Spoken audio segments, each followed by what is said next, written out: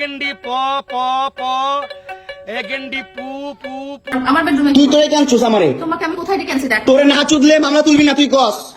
দুইটা ভালো ভালো ভালো পরিবারের সংসার করতে পারছ না তুই, চলে যাও। জানোর তুমি আমার কথা। পাশে আসছো কেন? তোমার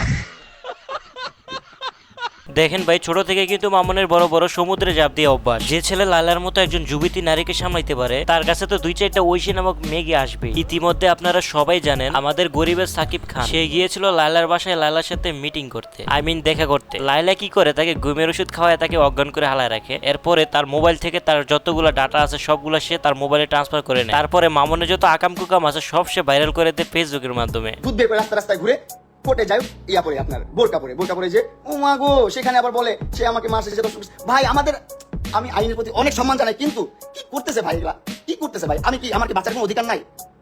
ও আমাকে হুমকি দিচ্ছে তুই জেলে পচে মরবি।